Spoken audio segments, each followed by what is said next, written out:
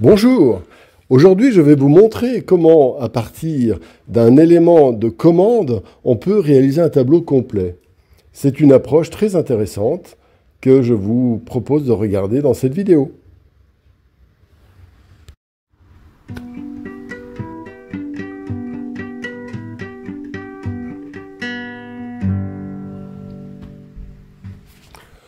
Voilà donc, vous avez vu le sujet qui a été présenté au début de cette vidéo.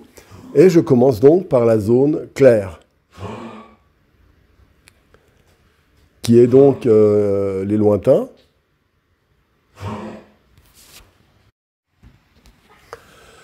Voilà donc, à la fin de cette vidéo, si vous l'avez appréciée, vous pouvez toujours lever le pouce bleu, vous abonner, commenter et partager, bien entendu. Ce sera très utile pour mon référencement. Merci d'avance.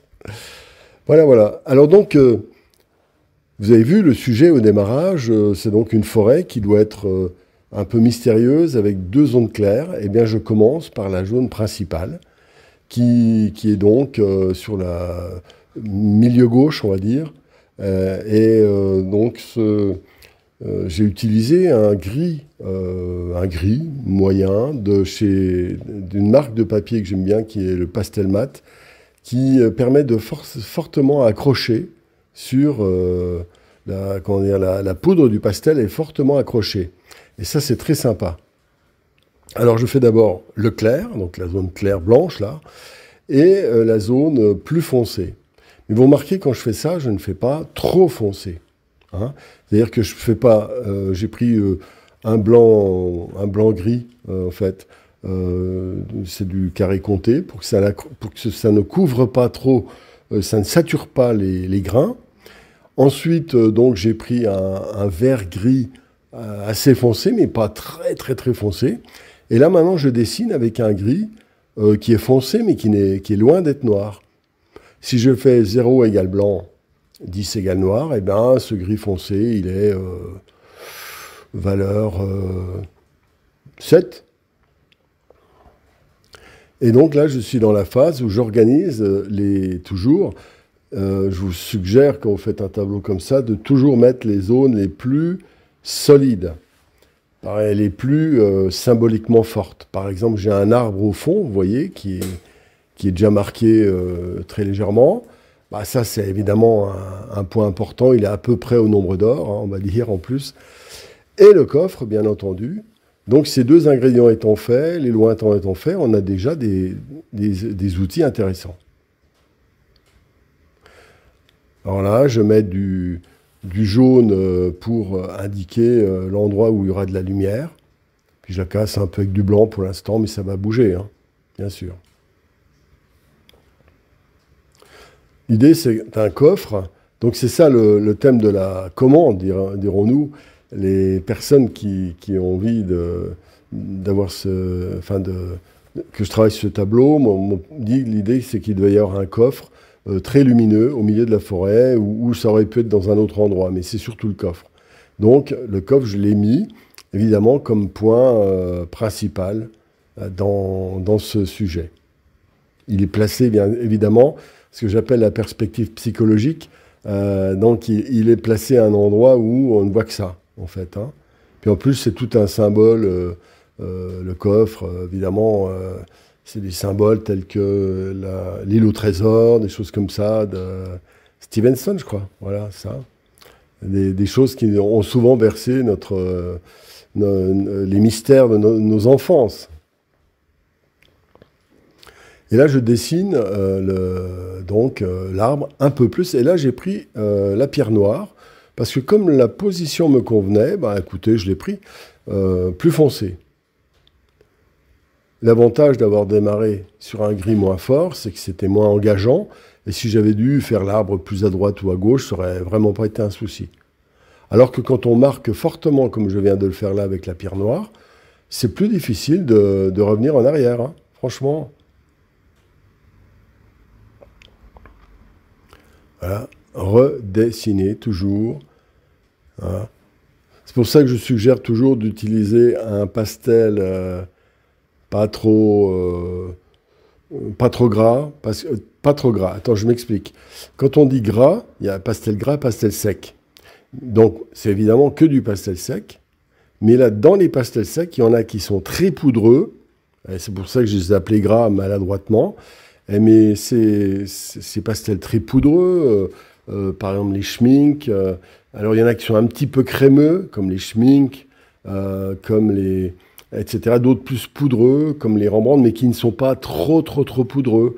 Puis il y en a d'autres, c'est vraiment les senneliers, par exemple, c'est vraiment très poudreux. Voilà, etc. Donc en fait, quand je dis gras, c'est dans le sens très poudreux. Voilà, pour expliquer. Et là, oui, je repris mon gris et je redessine. C'est-à-dire, je restructure là des rochers, là le bord de l'eau, parce que j'ai décidé de faire une mare devant. Rappelez-vous, pour quelle raison je mets une mare? Il y en a plein qui doivent savoir.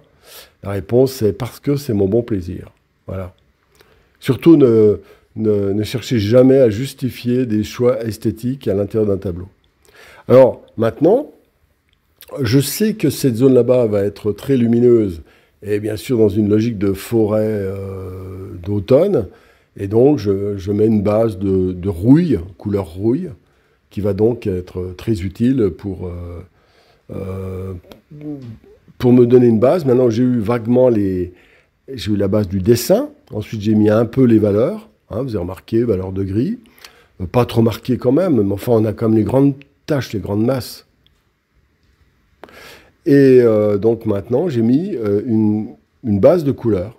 Dessin, valeur, couleur. Et qu'est-ce que je fais là? Je redessine. C'est-à-dire, je refais le cycle, dessin, valeur, couleur, etc. Alors, le dessin, il peut être double. Il y a le dessin au foncé, comme l'exemple de la pierre noire, là. Et puis, il y a le dessin au clair. C'est ce que je suis en train de faire. Mais vous remarquez aussi, ça paraît extrêmement clair, mais ce n'est pas du blanc. C'est aussi une erreur fréquente. Beaucoup de personnes croient que clair égale blanc. Non, c'est simplement moins foncé. Voilà, alors là, je redessine aussi. Je commence à esquisser ce qui va devenir la cathédrale. Hein, l'idée, c'est une sorte de cathédrale naturelle. En fait, l'idée, c'est l'or de la nature, donc les couleurs dorées qui vont être au fond, etc., d'une forêt d'automne éclairée. Et de l'autre côté, l'or du coffre. Bon, c'est une espèce de jeu. Voilà, alors, même si c'est kitsch, c'est pas grave. Vous comprenez, le truc, c'est que dans la pratique de la peinture, ce qui compte, c'est l'expérience. Découvrir, s'amuser. La connaissance, c'est le seul trésor intéressant.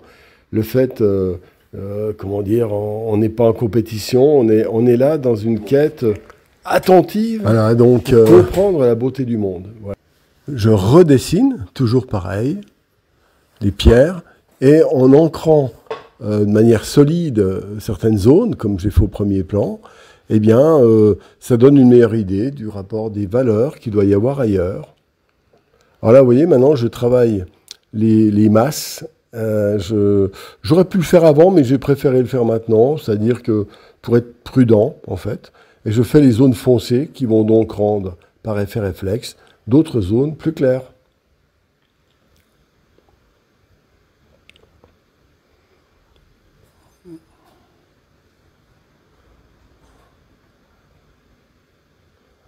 Voilà, donc j'ai avancé un petit peu.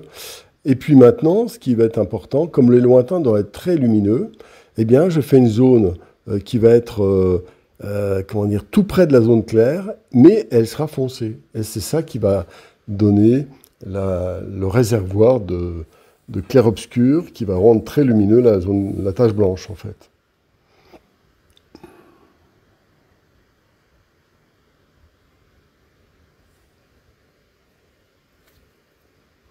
Voilà, redessiner.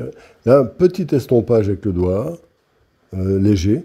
Et tout ça, ça avance doucement. C'est pour ça, c'est un vrai débat sur le fait d'utiliser ou non de la poudre épaisse. J'en ai parlé un petit peu.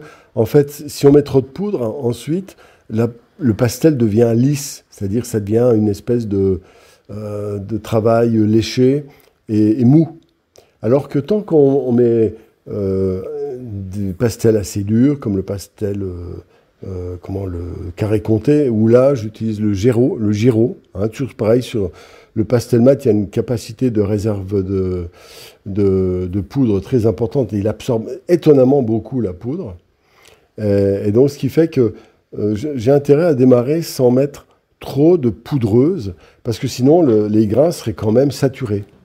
Alors qu'en montant tranquillement, on n'est pas pressé, il se sature progressivement, là par petites touches, là par estompage, là par ajout, etc. Et le tableau prend une espèce de patine.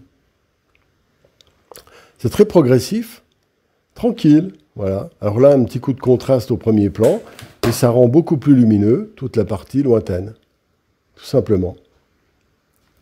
Parce que ça fait un point d'ancrage, et les reflets de l'eau donc sont beaucoup plus clairs, et par effet de contraste clair-obscur avec les pierres, etc. Alors il faut gérer tout ça en même temps. C'est aussi un des privilèges de la peinture, c'est que ça nous permet d'avoir une vision globale, le lien entre la parcelle et le tout. Et cette respiration entre le détail et l'ensemble, c'est vraiment un outil magnifique qui devrait être plus présent dans nos raisonnements. Habituellement, on a des raisonnements très partiels. Et là, d'une certaine manière, on est obligé d'avoir une vision globale. Et voilà le sujet complètement terminé. Vous pouvez, si vous le souhaitez, donc lever le pouce bleu, n'est-ce pas? Et puis, vous pouvez regarder en bas, il y aura des liens qui vous permettront d'accéder à des formations gratuites. Voilà, à bientôt.